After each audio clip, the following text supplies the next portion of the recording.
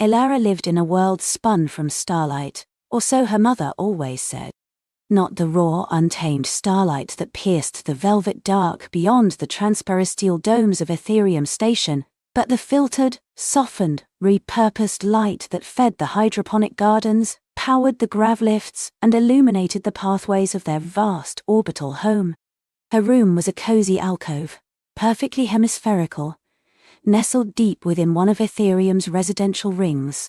The walls, curved and smooth, glowed with a faint, customizable luminescence. Tonight, she'd set them to mimic the twilight hues of an earthside forest, a deep indigo fading into soft lavender, with the gentle murmur of synthesized crickets playing through the wall-mounted soundscape generator. Her bed, a soft, self-adjusting cloud mattress, was the most comfortable place in the universe, in her humble opinion. But even with the comforting sounds and the gentle glow, Elara found her gaze drawn to the small circular viewport at the very apex of her room. It was thick, multi-layered, designed to withstand micrometeoroids and solar radiation, but it offered a tantalizing glimpse of the true outside. Most nights, it was just a smudge of distant, unblinking stars, tiny pinpricks of diamond dust against an impossibly black canvas. Tonight, however, the Ethereum Station was positioned just so, allowing a sliver of the Milky Way to become visible, a faint milky band stretching across the void. It wasn't the brilliant, dazzling spectacle her data slate simulations showed, but it was odd real. Elara traced the faint curve with her finger, pressing it lightly against the cool glass. She imagined the light from those distant suns, traveling for thousands of years, finally reaching her small, safe haven. What stories did those photons carry? What worlds had they brushed past? A soft chime sounded, and her mother's voice, warm and melodic, echoed from the room's speakers. "Elara, my little starseeker, ready for your story?" Elara sighed, a small wistful sound, and pushed herself up from the viewport. "Ready, Mama." Her mother, Anya, entered, her movements graceful and fluid in Ethereum's gentle rotational gravity. Anya was an astrophysicist, her days spent calibrating long-range telescopes and analyzing cosmic data streams. Her hands, Elara noticed, were often stained with the faint iridescent glow of nutrient paste from the lab's bioprinters, but her eyes held the same deep reflective quality as the stars Elara so admired. "What story tonight, my love?" Anya settled onto the edge of Elara's bed, her presence radiating a comforting warmth. Another tale of the first pioneers reaching Kepler 186, or perhaps the legend of the sun swallowers? Elara shook her head, her dark curls bouncing. "No, Mama, a Starlight story, the one Grandpa Silas tells."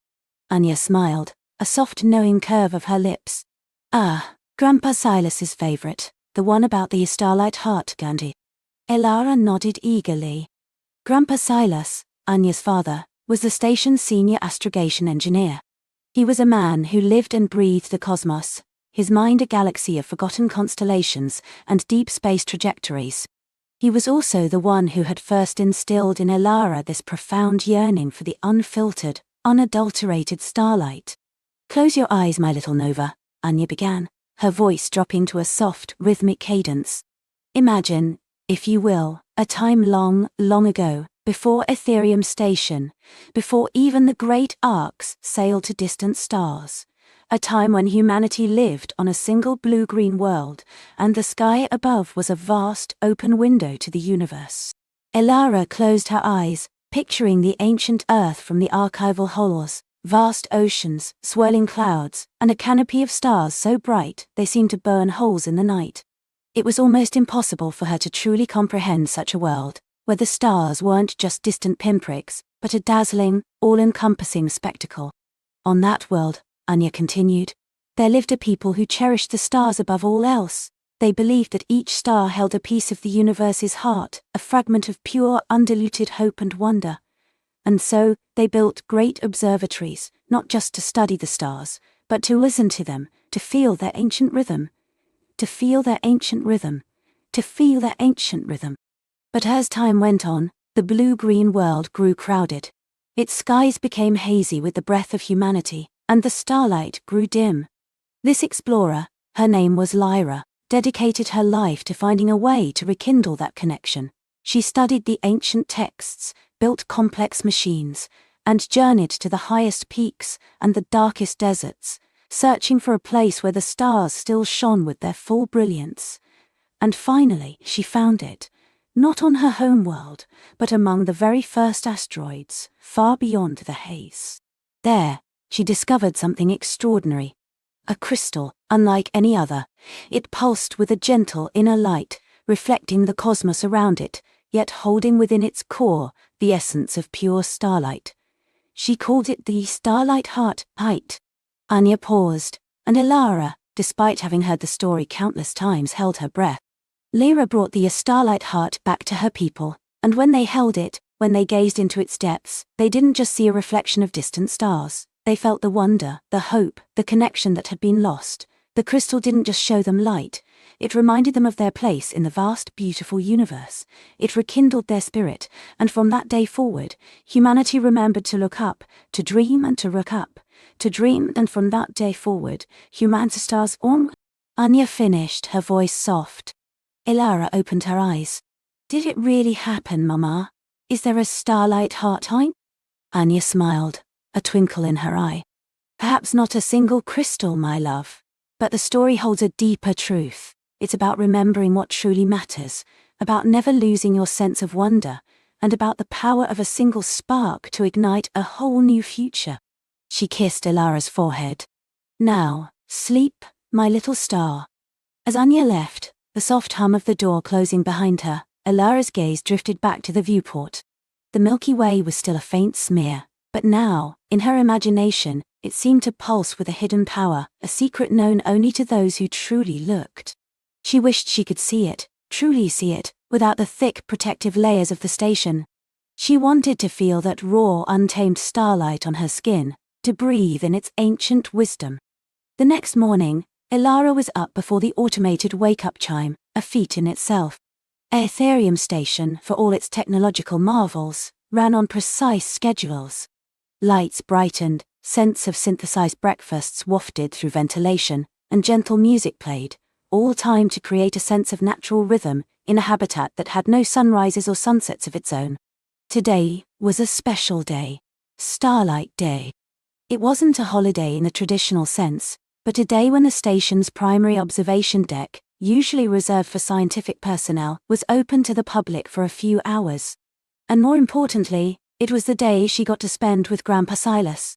After a quick breakfast of nutrient paste and a synthesized fruit compote, Elara navigated the smoothly curving corridors of their residential ring.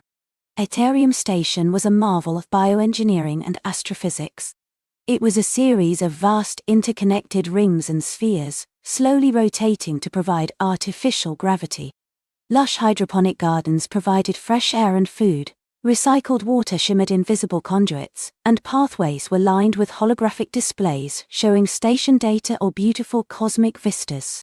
It was a self-contained ecosystem, a small world humming with life, orbiting Earth's distant, blue marble presence. She found Grandpa Silas in his workshop, a cavernous space near the station's central axis, filled with holographic schematics, whirring diagnostic tools, and the scent of ozone and something faintly metallic. He was hunched over a workbench, his usually neat grey hair, a bit wild, peering through a magnivisor at a delicate circuit board. Grandpa Silas wasn't like other adults. His eyes, though crinkled at the corners from years of squinting at data streams, held a youthful spark, a boundless curiosity that mirrored Elara's own. He wore an old, faded jumpsuit, pockets bulging with various tools and spare components. "Grandpa!" Elara's voice, though soft, made him jump. He straightened, pulling the magnivisor from his face, a sheepish grin spreading across his features. "Elara, my little supernova, you're early. The observation deck doesn't open for another half cycle." "I know," she said, bouncing on the balls of her feet. "But it's Starlight Day, and you promised we'd talk about the real stars today." Grandpa Silas chuckled, a warm rumbling sound. "Ah, the real stars, not just the filtered ones, eh? Come here then." He gestured to a worn, comfortable swivel chair beside his workbench. "Help an old man finish this recalibration, and we'll head up to the deck." Elara eagerly climbed onto the chair, her small fingers surprisingly adept at handing him the right tools, a micro-soldering iron, a fine-tipped optical sensor. She watched, fascinated, as he worked, his movements precise and practiced. "You know, Elara," he said, without looking up, "the Starlight heart story, the one your mother tells, it's more than just a legend. The core idea, that a single piece of the cosmos can awaken something within us, it's true. My own grandfather, your great-grandfather, he used to tell me about the first moments Ethereum station was fully operational, the moment they opened the first transparestial viewport. After years of construction." He paused, a faraway look in his eyes. He said people wept, not from sadness but from overwhelming awe. They saw Earth, a perfect blue pearl, and beyond it, the endless, shimmering expanse of the universe. It was a reminder, he said, of why they had left, why they had built this home among the stars. "But we can still see it, Grandpa," Elara pointed out, a little confused. "From the observation deck, we can see Earth and the stars." "Ah, but it's not the same, is it, little one?" He finally finished his work, attaching a small, glowing data chip to the circuit board. "The observation deck has layers of filtering for safety, for comfort. It makes the stars beautiful, yes, but it dulls their raw power, their true ancient whisper." He turned to her, his eyes twinkling. "What if I told you there was a way to hear that whisper, Elara, to truly feel the starlight beyond the filters?" Elara's eyes widened. "Really? How?" Grandpa Silas leaned in conspiratorially. "There's a project, something I've been working on mostly in my spare cycles. A new kind of viewing port. Thinner, with a more advanced energy field filter. It's safe, mind you, but it allows for a nearly unadulterated view. It's meant for deep space exploration vessels, but I've managed to adapt a prototype for Ethereum." "Where is it?" Elara practically vibrated with excitement. "Patience, my little comet," he laughed. "It's not quite ready, still needs final calibration, a few more safety checks, but soon, very soon." He stood up, stretching his back with a groan. "For now, let's head to the observation deck. Even the filtered view is a sight to behold today." The observation deck was a breathtaking spectacle. It was a vast dome-shaped chamber, its entire ceiling and upper walls made of transparent steel, offering a panoramic view of Earth and the surrounding cosmos. The soft ambient light of the station was dimmed, allowing the natural light from outside to dominate. Today, Ethereum was positioned on the night side of Earth, meaning the blue-green marble below was mostly shrouded in darkness, its continents outlined by a filigree of city lights, a mesmerizing tapestry of human endeavor. Above, the stars blazed, more numerous and brighter than Elara had ever seen from her private viewport. The Milky Way, usually a faint smudge, was now a glorious river of light, studded with countless sparkling jewels. People stood in hushed reverence, their faces illuminated by the ethereal glow. Some pointed out constellations, others simply gazed, lost in thought. Children pressed their hands against the cool transparasteel, their eyes wide with wonder. Grandpa Silas led Elara to a quieter section, near a holographic display showing real-time data from the station's deep space probes. "Look, Elara," he whispered, pointing a gnarled finger towards a particularly bright star. "That's Vega. Over there, the faint cluster, that's the Pleiades. And see that hazy patch? That's the Andromeda galaxy, another entire galaxy, heading straight for us, though it won't arrive for another few billion years." Elara felt a familiar ache in her chest, a longing so profound it bordered on pain. It was beautiful, undeniably so. But she remembered Grandpa Silas's words, "It dulls their raw power." She wanted the raw power. She wanted the true whisper. "Grandpa," she said, her voice barely audible above the soft murmurs of the crowd. "When will your special viewport be ready?" He looked down at her, a thoughtful expression on his face. "Soon, Elara. I just need to run one final power flow diagnostic. And then, perhaps, we can arrange a little private viewing." He winked. "A little secret, just between us starseekers." Elara's heart leaped. A private viewing. That sounded like an adventure. The next few cycles passed agonizingly slowly for Elara. She spent her free time in Grandpa Silas' workshop, not helping with the technical work that was still beyond her, but simply observing, asking questions, and absorbing his boundless enthusiasm. She learned about stellar nurseries, the birthplaces of stars, and the fiery deaths of supernovae. She learned about the strange, silent dance of black holes, and the impossible distances light traveled. Finally, one evening, after her dinner and homework modules were complete, a soft chime announced a message from Grandpa Silas. It was a simple holographic message, a single, twinkling star. Elara knew exactly what it meant. She found him in a rarely used section of Ethereum, a small circular maintenance bay, usually reserved for external hull repairs. The air here was cooler, carrying a faint tang of recycled oxygen and metal. In the center of the bay, where a large retractable hatch usually sat, a new structure had been installed. It was a small, cylindrical chamber, no bigger than Elara's bedroom, made of gleaming polished durasteel. On one side, a dark, circular panel, about 2 meters in diameter, promised a view of the outside. This was it. The special viewport died. Grandpa Silas was waiting, a triumphant smile on his face. "Welcome, Elara, to the stellar chamber, my little passion project." He gestured to a control panel beside the chamber. "It's fully isolated, pressurizes itself, filters air, even has a small grav generator in case of station anomalies. And that," he pointed to the dark panel, "is the new transparisteel, the thinnest, most advanced material we've developed for deep space observation. It's just a few micrometers thick, reinforced with an energy field to deflect radiation and micro-impacts. It's as close as we can get to standing directly in." Elara walked towards the panel, her heart thumping with anticipation. It was still dark, reflecting her own eager face. "Ready, my little nebula?" Grandpa Silas asked, his voice filled with a quiet excitement that matched her own. Elara nodded, unable to speak. He pressed a sequence of buttons on the control panel. A low hum filled the chamber. The durasteel door hissed shut behind them. Then, with a soft, almost inaudible clicking, the dark panel began to shimmer. It wasn't like a screen turning on.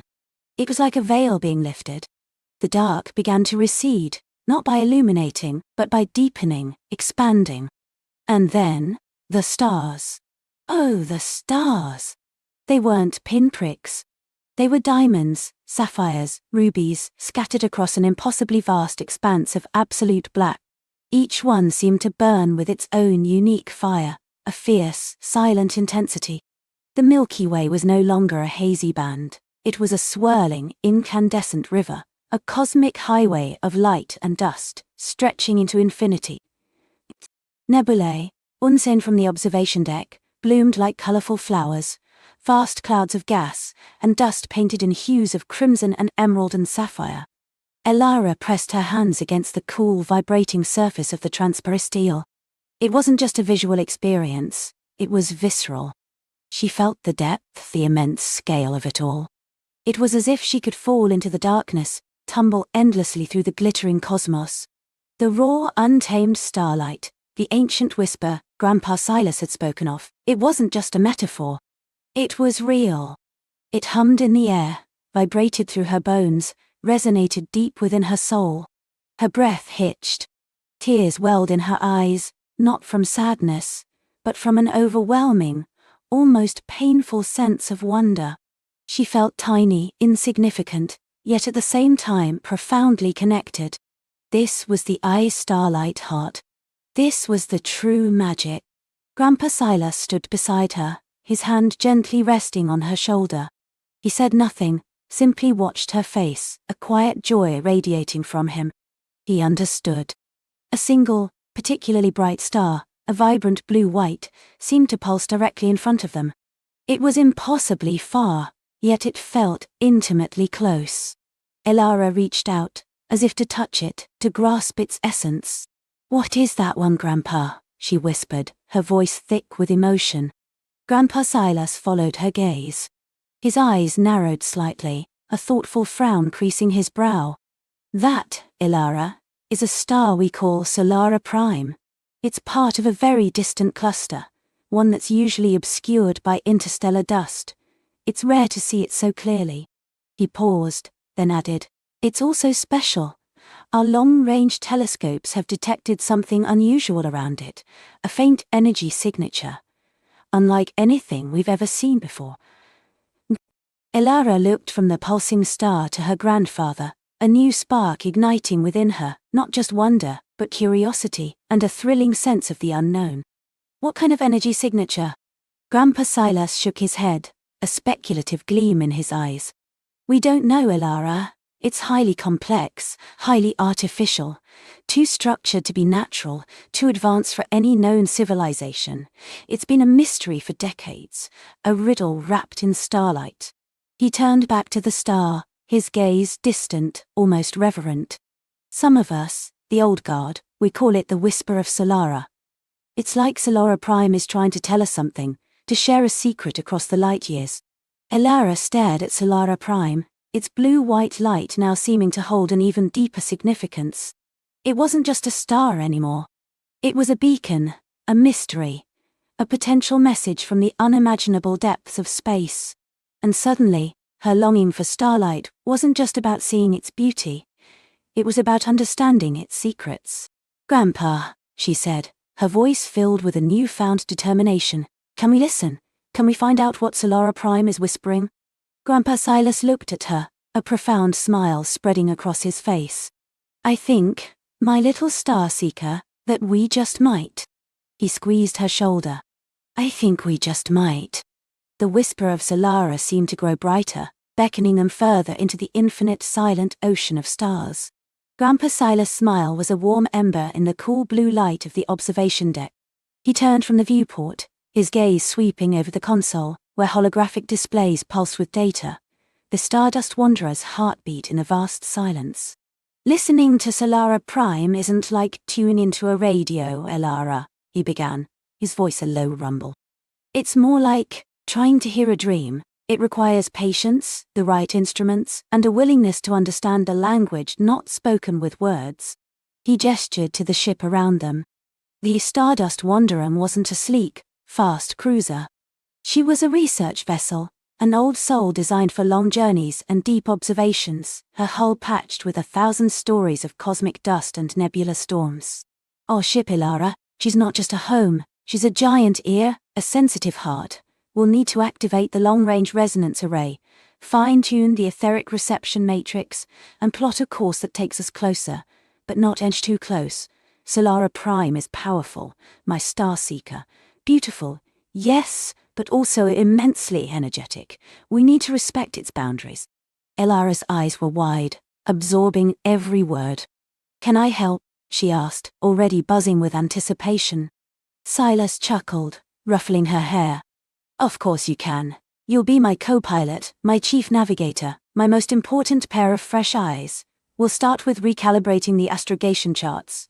Solara Prime isn't just sitting still, you know, it's dancing."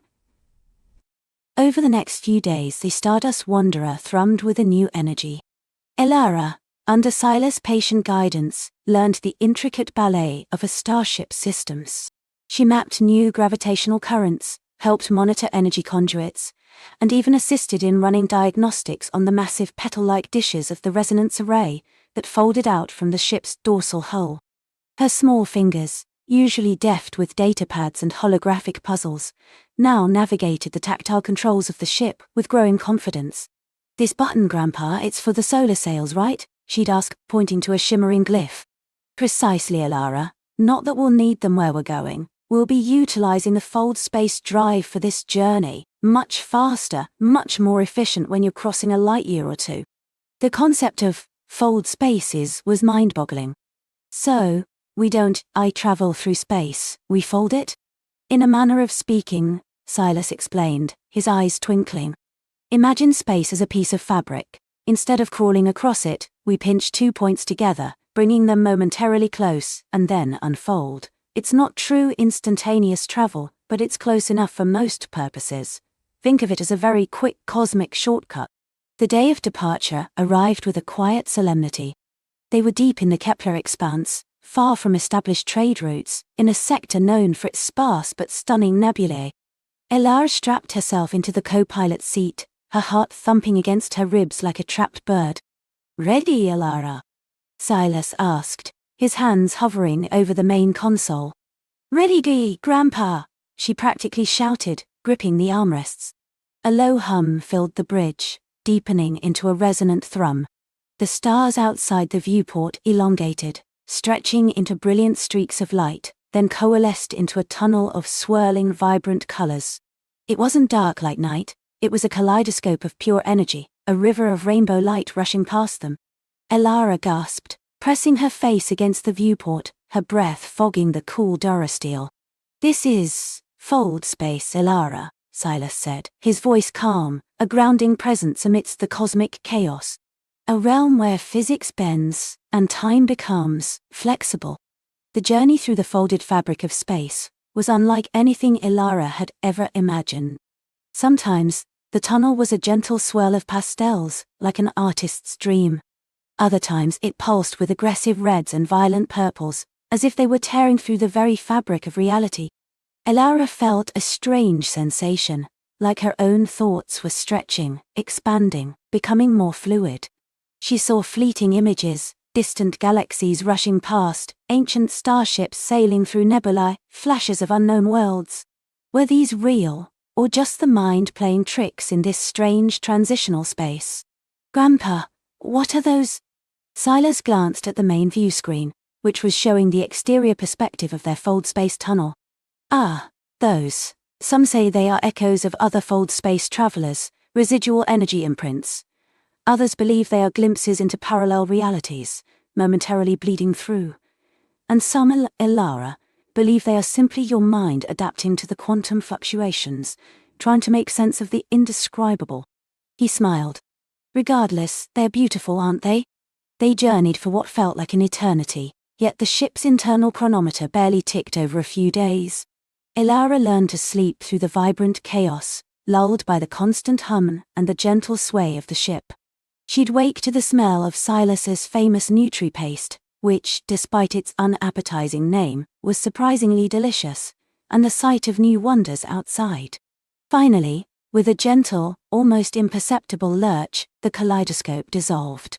The Stardust Wanderer emerged into normal space, and Elara gasped again. They were in a region of space unlike any she had seen. The stars here were not the pinpricks of light she was used to. They were vast, luminous pearls, some blue-white, others golden, scattered across a canvas of deep violet, interwoven with tendrils of glowing gas that pulsed with a soft, ethereal light. It was a cosmic garden, blooming with celestial flowers. Welcome to the Solara Prime Sector, Elara. This is where the whisper truly begins. And there it was. Solara Prime Dia. It wasn't a single star, but a binary system, two immense suns locked in a slow, majestic dance. One was a brilliant, stable yellow dwarf, much like their own soul. But the other was breathtaking. It was a pulsating nebula of pure, unadulterated energy, a swirling vortex of incandescent gases, shifting through shades of emerald, sapphire, and amethyst. It wasn't just bright, it was galaxies. Energy seemed to ripple off its surface in visible waves, creating shimmering auroras that danced across the void. And from it, Elara felt it. Not a sound, not yet, but a feeling. A deep, resonant hum that vibrated through the ship's hull, through her seat, through her very bones. It felt like the universe was breathing. That's it, isn't it, Grandpa? She whispered, her voice barely audible. The whisper. Silas nodded, his eyes fixed on the magnificent spectacle. That's the preliminary resonance. We're still too far to truly hear it. We need to deploy the full array, but first we find our listening post. He expertly maneuvered the Stardust Wanderer deeper into the sector, past shimmering dust clouds that looked like cosmic glitter, past asteroid fields where each rock seemed to catch and reflect the twin suns' light in a unique way. Elara scanned the navigational charts, her fingers flying across the holographic interface. Grandpa, there's an anomaly here, she pointed. A rotational well, but it's too small for a black hole, too stable for a rogue planet. Silas zoomed in on the anomaly. A small, almost invisible speck on the star charts. Excellent spotting, Elara. That's exactly what we're looking for, A Lagrange point, a perfect spot of gravitational stability, a quiet pocket in this energetic chaos, the ideal place to set up our listening station. He piloted the Stardust Wanderer towards the anomaly with practiced ease. As they approached, the speck resolved itself into a cluster of ancient, silent space rocks, swirling in a gentle, perpetual orbit around the binary system's gravitational center. They looked like giant, forgotten marbles, scarred and worn by millennia of cosmic weather. "These are old," Silas observed, a hint of reverence in his voice. "Probably remnants from the formation of this system. Perfect natural dampeners for the background radiation." He eased the Stardust Wanderer into the heart of the cluster, positioning the ship so that the largest of the asteroid fragments shielded them from the most intense radiation bursts of the vibrant nebula star. The hum intensified, becoming a pervasive pressure, a silent song that permeated the very air. "Now for the main event," Silas said, pressing a series of controls. From the dorsal hull of the Stardust Wanderer, the large, petal-like dishes of the resonance array began to unfold. They were intricate, gossamer structures, made of a super-dense, light-absorbing material that seemed to drink in the ambient starlight. They spread out like a blooming flower, each petal rotating slowly, independently, seeking its optimal alignment. "These aren't just antennae, Alara," Silas explained, his eyes fixed on the unfolding array. "They're quantum entanglement receivers. They don't just detect frequencies, they resonate with the very fabric of space-time, seeking sympathetic vibrations. We're not trying to catch a signal, we're trying to feel the universe's heartbeat." The unfolding took time, each petal extending with a barely audible mechanical whisper, guided by precise laser alignments. Elara watched, mesmerized, as the ship transformed from a simple vessel into a magnificent spaceborne observatory. Once fully deployed, the array shimmered, almost invisible against the backdrop of the swirling, nebula star. A faint, almost imperceptible glow emanated from the tips of the petals, like fireflies in the cosmic night. "No, the etheric reception matrix," Silas continued, his fingers dancing across the console. "This is where your part comes in, Elara. We need to filter out the cosmic background noise, the solar wind, the distant quasars, the gravitational echoes of collapsing stars. It's like trying to hear a single flute in a galaxy-wide orchestra." Elara sat up straighter, her focus absolute. Silas brought up a complex holographic display, a swirling vortex of energy signatures and frequency graphs. "This is raw data, Elara. Too much. We need to isolate the unique signature of Solara Prime. Look for patterns, anomalies, anything that stands out from the general hum." Elara leaned forward, her brow furrowed in concentration. She had a natural affinity for patterns, a knack for spotting the unusual. She began to manipulate the filters, her fingers tracing arcs in the air, adjusting the parameters. The chaotic swirl of data began to coalesce, to simplify. "This frequency, Grandpa," she pointed to a particularly prominent spike on the graph. "It's cyclical, but it shifts." Silas peered at it. "Remarkable, Elara. That's a gravitational wave signature, very faint but consistent. Keep isolating that, let's see what happens when we amplify it."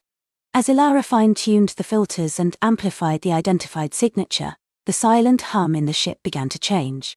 It wasn't just a pressure anymore, it was a rhythmic pulse, a deep, resonant thrum that seemed to originate from the very core of Solara Prime.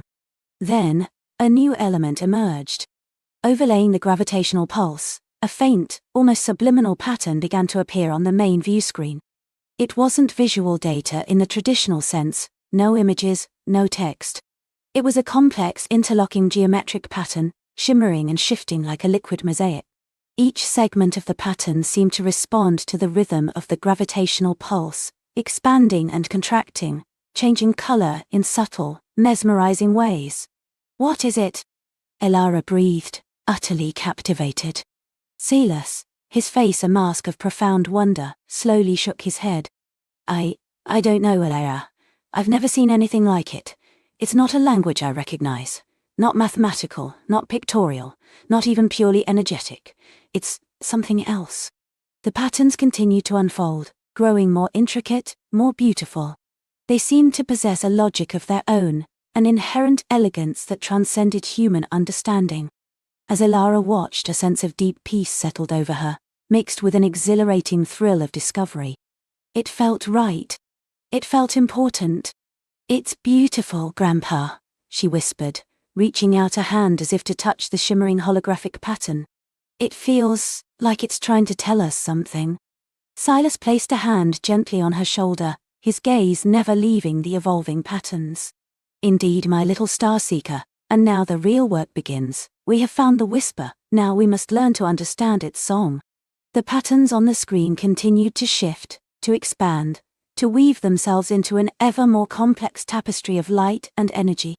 The I-Stardust Wanderer hung suspended in the quiet embrace of the asteroid cluster, a tiny, fragile beacon of curiosity in the face of the universe's profound mysteries. The magnificent, swirling nebula star of Solara Prime pulsed in the distance, its silent song echoing through the very fabric of space, waiting for them to finally comprehend its ancient, cosmic secret. Elara's breath hitched, a silent gasp caught in her throat.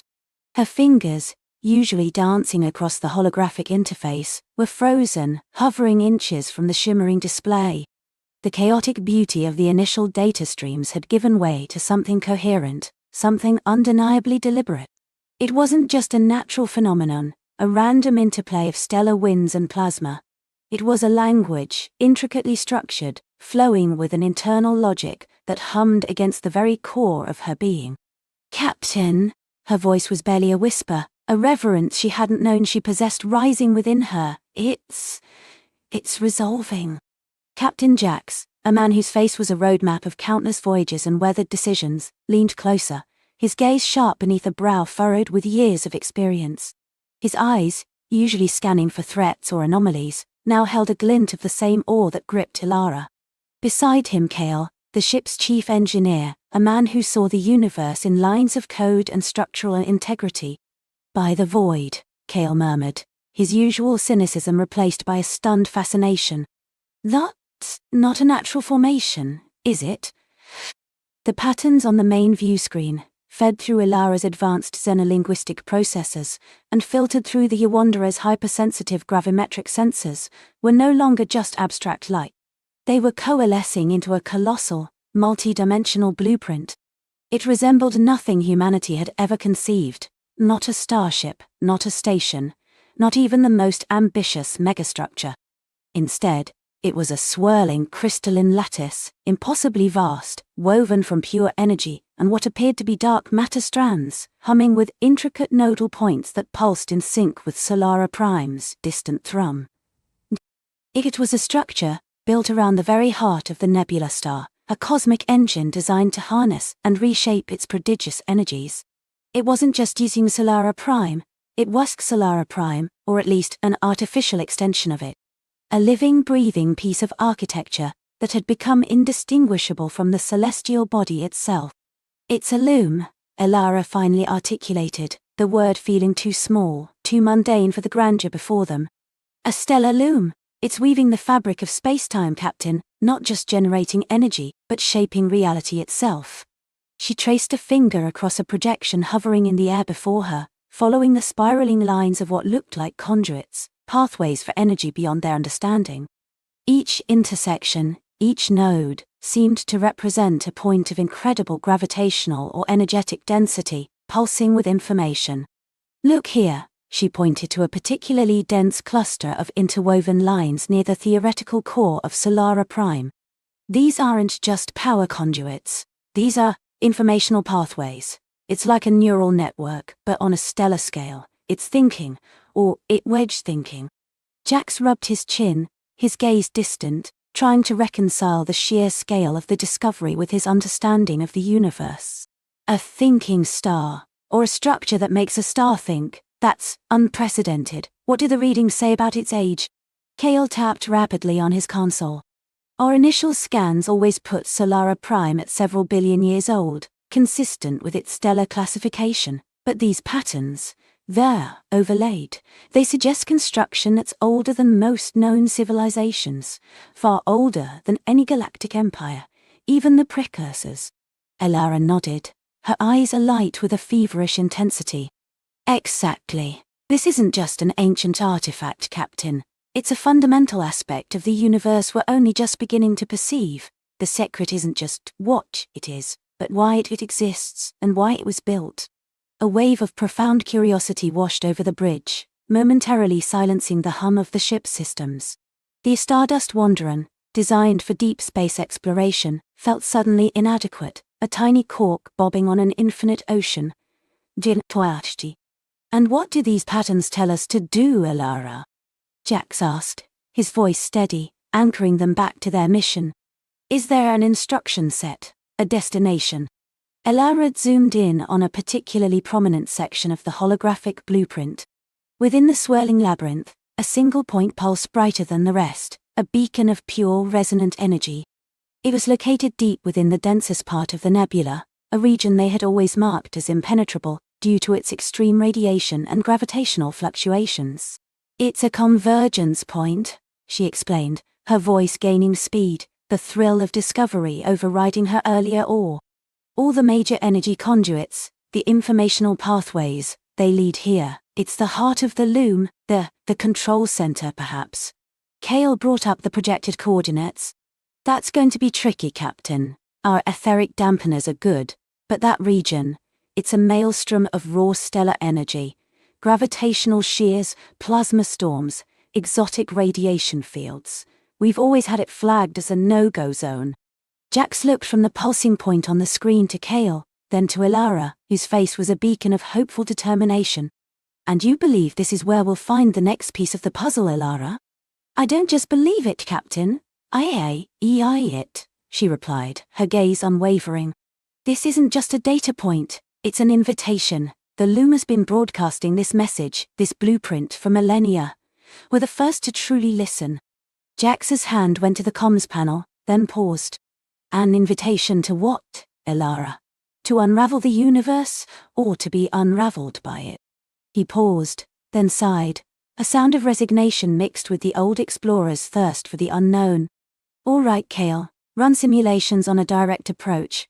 What are our chances of getting the Wanderer in and out in one piece? Kale's fingers flew across his console, his brow furrowed in concentration. The ship's AI, a calm, synthesized voice named Aura, began to hum with calculations, projecting a series of complex energy fluctuations and potential hull breaches. Minimal, Captain, Kale reported grimly after a few tense moments. Even with full dampener shields, we're looking at significant structural stress. Plasma burn-through on outer plating is a near certainty. Life support could be compromised, and the gravimetric shears, they could tear us apart. A heavy silence descended upon the bridge. The dream of discovery clashed violently with the cold, hard realities of space travel. Elara's shoulders slumped slightly, but her spirit remained unbroken. There has to be another way.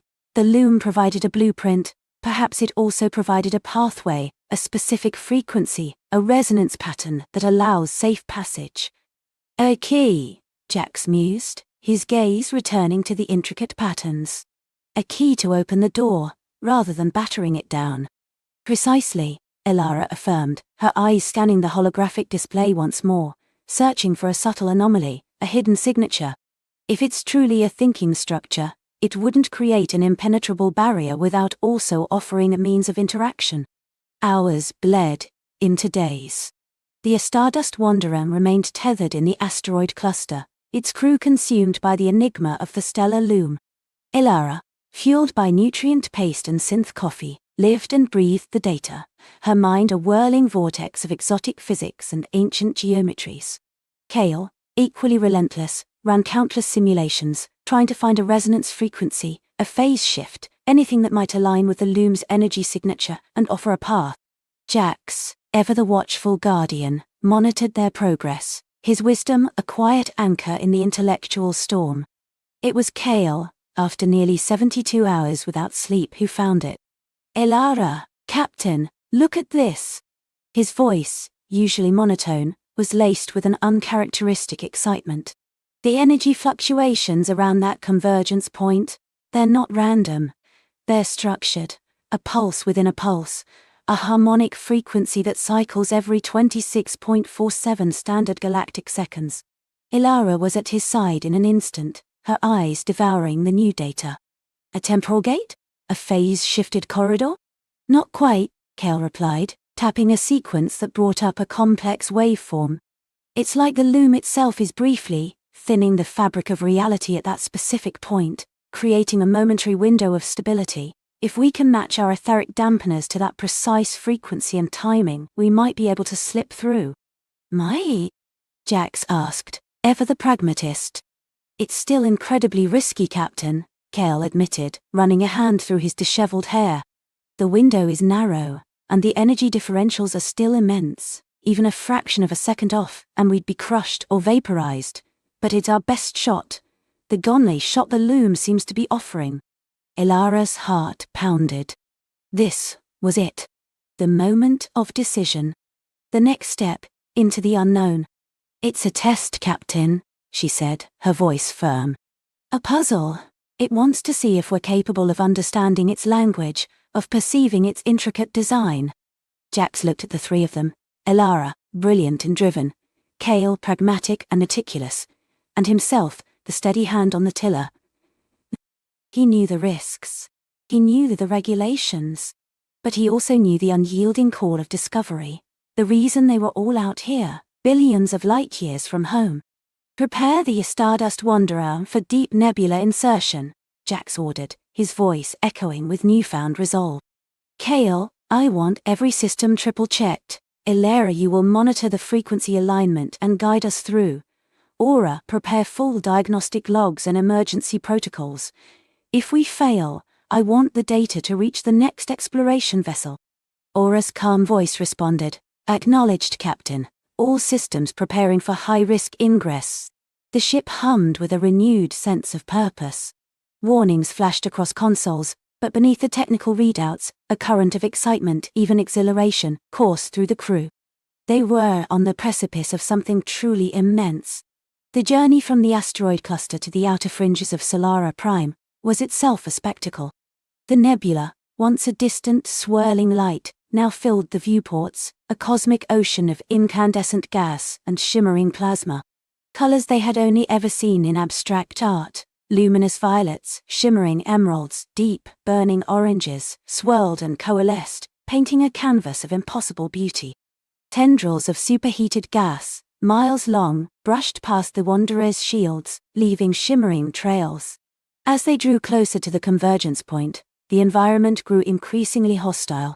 The Stardust Wanderer began to shudder, the deck plates vibrating underfoot. Warning lights flared across Kale's console, indicating extreme energy fluctuations and gravimetric stresses. Shields holding at 70%. Kale called out, his voice strained. Etheric dampeners struggling to maintain resonance. Gravimetric shears are picking up. Ilara, strapped into her command chair, watched the holographic display with intense focus. The pulsing convergence point, now magnified, shimmered with an unstable energy. Her job was to keep the ship's dampeners perfectly synchronized with its rhythm. Match phase shift, Alpha 7 to 2647 seconds, Kale, she commanded, her voice clear and strong despite the ship's violent shaking. Compensate for stellar wind variance, Beta 9. We're drifting slightly off course. Jax gripped the armrests of his chair, his eyes fixed on the main viewport, where Solara Prime's heart pulsed like a living entity. The sheer power radiating from it was almost overwhelming. Coming in hot, Captain, Kale shouted.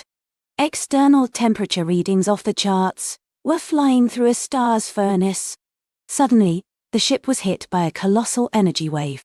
The Wanderer groaned, systems flickered, and a shower of sparks erupted from an overhead conduit. Weapons systems offline, Aura reported calmly.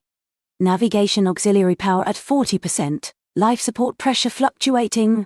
Hold steady, Kale, Ilara urged, her fingers flying across her console, making micro-adjustments to the dampener frequencies. We're almost there, the window is opening. On the main screen, the chaotic energy field around the convergence point seemed to briefly part, revealing a shimmering, almost translucent void beyond. It was like looking through a ripple in reality, a momentary glimpse into another dimension. No! Ilara screamed. Kale slammed his hand onto the thruster controls. The Stardust Wanderer, battered and groaning, lunged forward, aimed directly at the shimmering opening. For a terrifying instant, they were enveloped in pure white light, the sound of tearing metal filling the bridge. Then, just as suddenly, the light vanished, the violent shaking subsided, and an eerie silence fell. The Stardust Wanderer floated motionless. Outside the viewports, the raging tempest of Solara Prime had vanished. They were no longer surrounded by swirling gas and plasma, but by a vast, silent, and utterly artificial cavern, of impossible scale. The walls of this cavern were not rock, nor ice, nor any material known to science. They were composed of the same crystalline, dark matter lattice that Ilara had seen in the blueprint, stretching further than the eye could see, studded with countless geometrically perfect apertures that pulsed with a soft, inner light. The air, or what passed for it, felt still and heavy, resonating with a deep, almost musical hum. Above them, where the core of Solara Prime should have been, hung a colossal, spherical object. It wasn't a star, but it pulsed with an internal light that mimicked one, contained within a shell of the same crystalline lattice, shimmering with every color imaginable. It was the heart of the stellar loom, the convergence point itself, not a star, but a colossal artifact containing a star, manipulating its energy. "By the void," Kale whispered again, his voice full of stunned reverence. "It's real, it's all real." Ilara could only stare, her mouth slightly agape. The scale of it was beyond comprehension. The interior of the loom was a universe unto itself, a perfectly constructed void designed to house and control a star. The light from the central sphere cast intricate shadows on the lattice walls, creating patterns that shifted and danced, like a living kaleidoscope. "Report, Kale," Jax ordered, his voice a low rumble, breaking the spell. He sounded awed, but his training quickly reasserted itself. "Damage report is surprisingly minimal, Captain," Kale replied, his fingers flying across his console.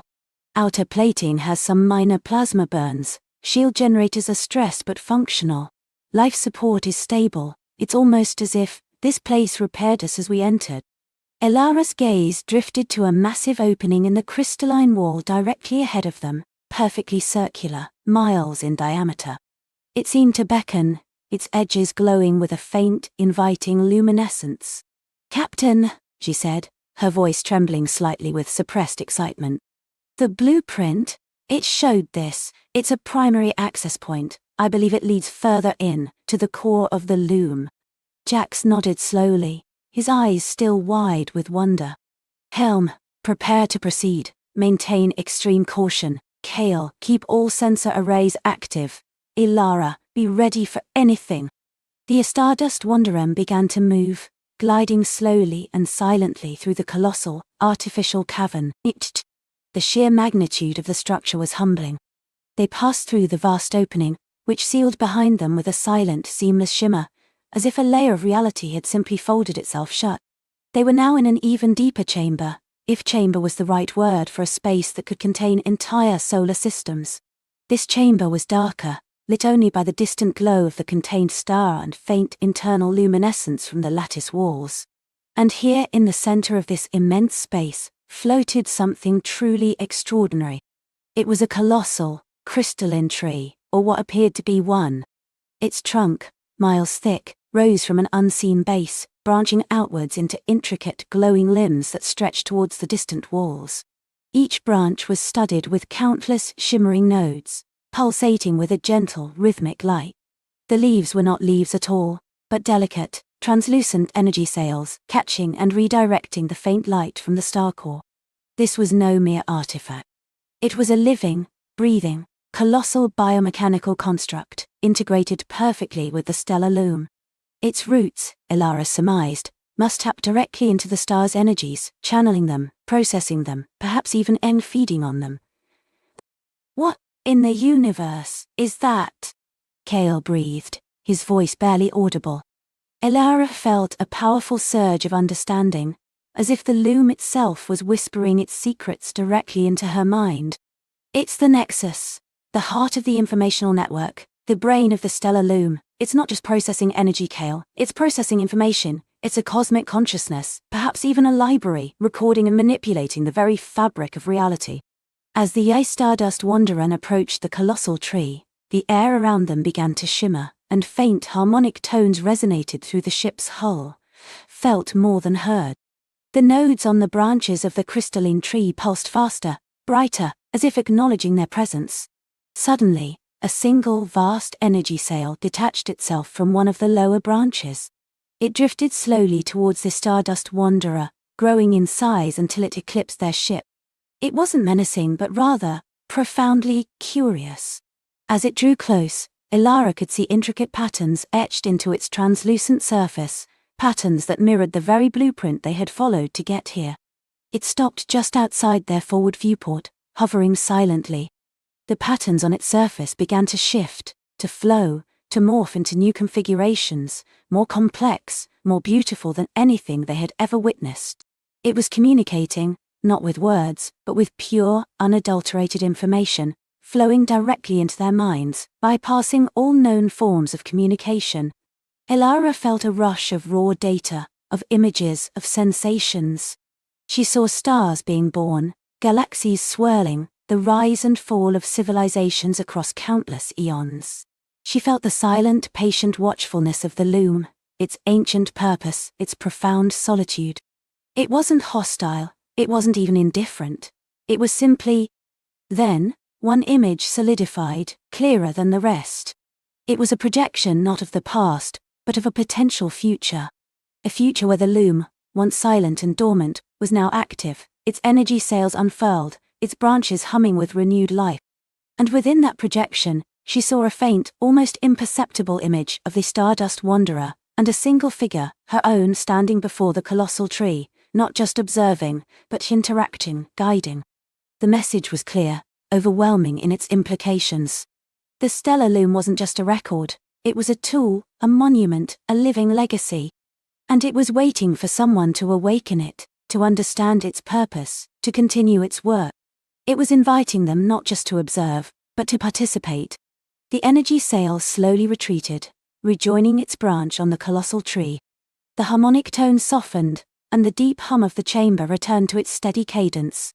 Elara stood transfixed, her mind reeling from the torrent of information, the sheer grandeur of the revelation. The universe was far stranger, far more ancient, and far more wondrous than she had ever dared to imagine. Solara Prime's secret wasn't just what it was, but what it could become, and what role humanity might play in its awakening.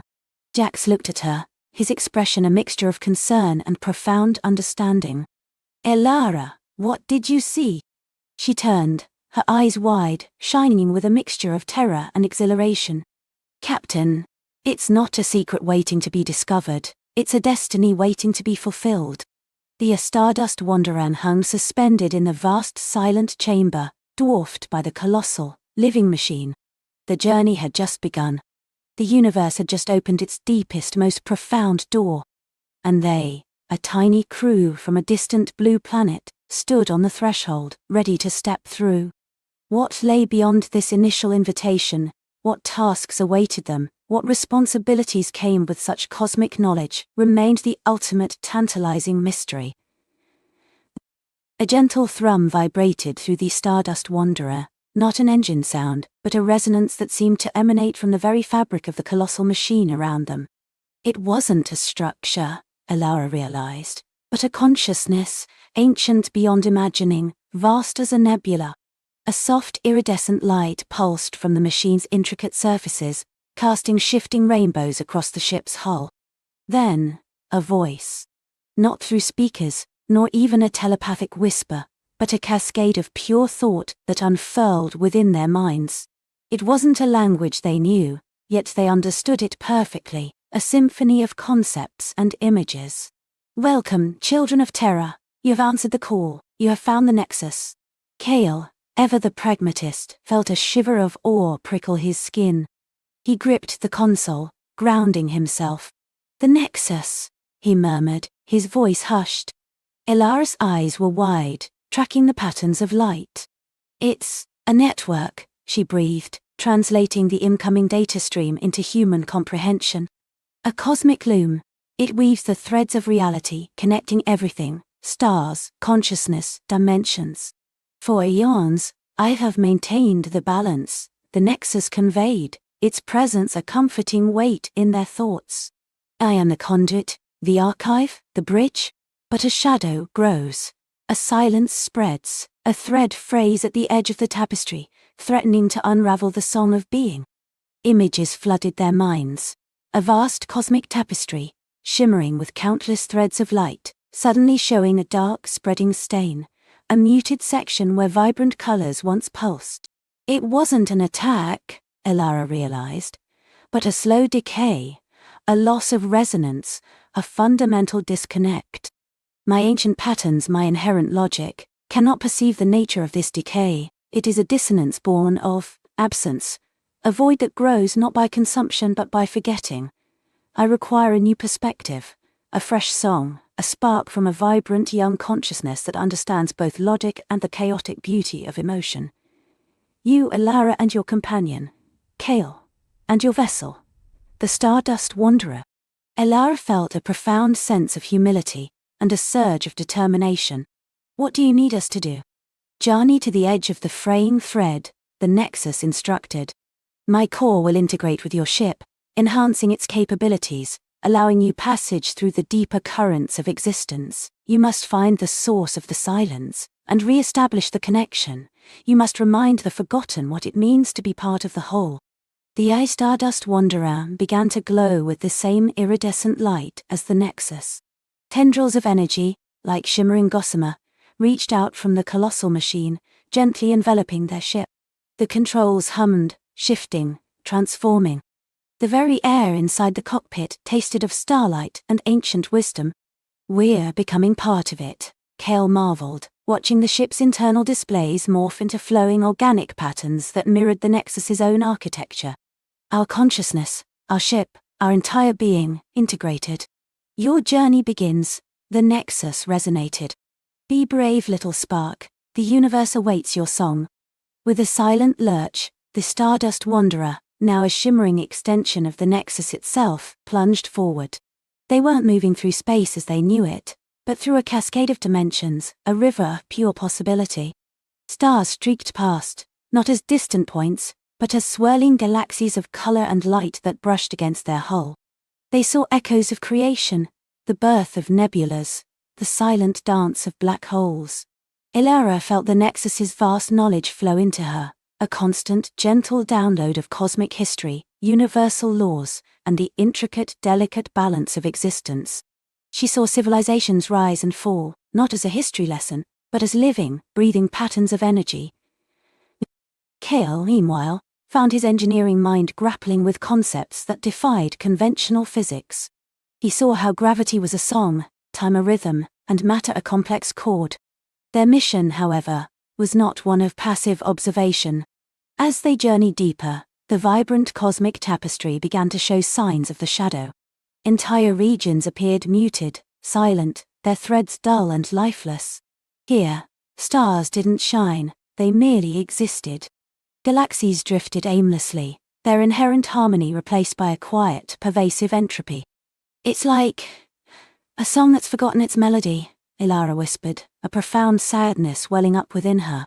She could feel the absence, a cosmic ache that resonated through the Nexus and into her own heart. Kale's instruments, now vastly enhanced, struggled to register anything.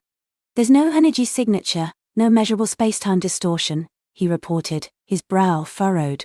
It's not absence of matter, but absence of a meaning, as if the universe itself has forgotten these places exist. The Nexus guided them further, past ghostly remnants of once vibrant star systems, towards the epicenter of the silence. It was a region of reality so profoundly muted that it seemed to absorb light and sound. Here, the very threads of existence were not merely frayed, but seemed to dissolve into a formless grey. This is the forgotten core, the Nexus conveyed, its mental voice tinged with a sorrowful resonance.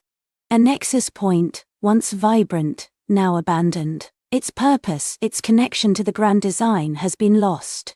It is not malicious, but merely They arrived at what could only be described as a wound in reality. A colossal, silent void, surrounded by the grey, dissolving threads. At its heart, a single, ancient, and utterly still cosmic entity. It was beautiful in its desolation, a crystalline structure of immense complexity, but utterly inert. It was the source of the forgotten song. It's a titan of creation, Elara breathed, tears pricking her eyes. It's not dying, it's sleeping, dreaming of nothing. It has forgotten its purpose, the Nexus confirmed. Its connection was severed long ago, not by force, but by the slow drift of cosmic currents, a gradual fading from memory. It requires a new connection, a fresh spark to remind it of its part in the whole. A human spark. This was the task. Not to fight, not to repair with technology, but to remember and to reconnect her. Elara took a deep breath. How? Feel the silence, the Nexus instructed. Listen to the absence. And then, sing your own song, the song of connection, the song of being. It was a daunting, almost impossible task.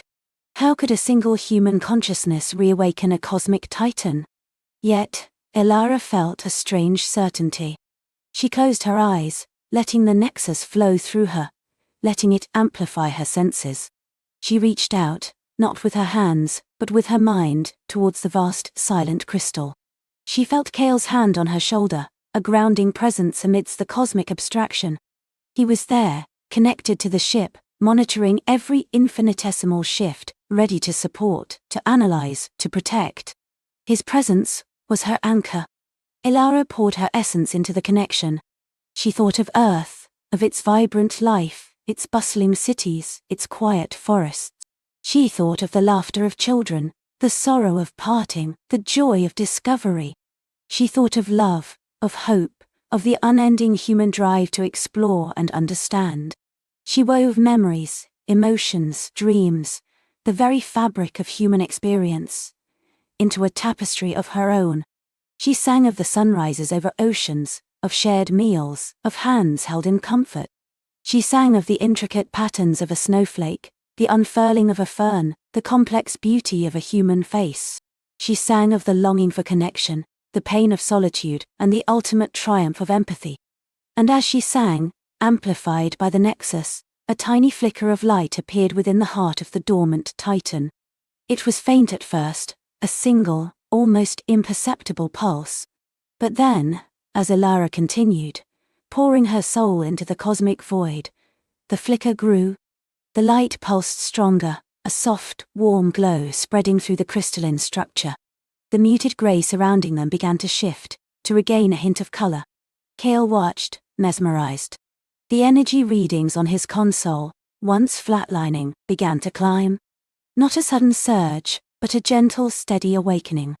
He could feel it too, a warmth spreading through the ship, a subtle hum of returning life. Elara felt the Titan stir. It wasn't a roar, but a profound sigh, a gentle cosmic stretch after an eternity of slumber. Its core pulsed with a slow, powerful beat, and the intricate patterns on its surface began to shimmer with a nascent, vibrant light. The threads around them, once grey and lifeless, began to glow, to reweave themselves, pulling new colours from the infinite depths of existence. The silence began to recede, replaced by a gentle, resonant hum, a return to the universal chorus. The forgotten core remembered its song. It is done, the Nexus resonated, its voice now filled with relief and profound gratitude. The thread is rewoven, the silence is broken, you have reminded the universe of itself. Elara slumped back, exhausted but exhilarated.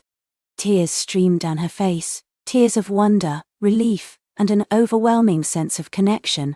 Kale moved to her side, offering a cup of water, his own eyes reflecting the returning cosmic light. We did it, he whispered, awe in his voice. We actually did it. The Stardust Wanderer, still integrated with the Nexus, began its journey back. The path was no longer through muted grey, but through a riot of colour and light, the cosmic tapestry vibrant and whole once more. Elara and Kale saw the universe with new eyes, understanding its delicate balance, its profound interconnectedness. They had not just observed creation, they had participated in its healing. As the Stardust Wanderer gently detached from the nexus, settling once more into its chamber, they felt a shift within themselves. The nexus had imprinted them, not just with knowledge, but with an expanded capacity for understanding, for empathy, for seeing the universe as a living, breathing entity. Your destiny is not fulfilled, children of terror, but transformed, the nexus conveyed one last time. You are now part of the song. Go forth, share your wisdom. Remind your own kind of the beauty of connection, the importance of every thread. You are the bridge, you are the spark, you are the Stardust Wanderer, carrying the song of the universe within you. The colossal machine began to recede, its iridescent light dimming, its presence settling back into the ancient stillness. The chamber around them, once a gateway, now felt like a sacred space, a place of profound transformation. Elara looked at Kale, a silent understanding passing between them. They were no longer just explorers. They were custodians of a cosmic truth, carriers of a universal song. Their journey home would be different now, their perspective forever altered.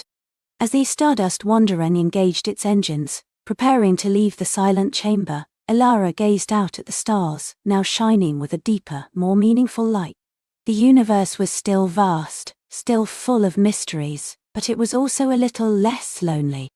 And they, two tiny humans from a distant blue planet, now knew their place within its grand, beautiful, and endlessly interconnected tapestry. The journey had just begun, and the universe had just opened its deepest, most profound door. And they had stepped through, not as conquerors, but as healers, carrying the soft hum of the nexus, the forgotten song, in their hearts, ready to share its melody with the quiet earth below. Sleep now, little one. The universe is vast and wondrous, and every spark holds a destiny waiting to be fulfilled.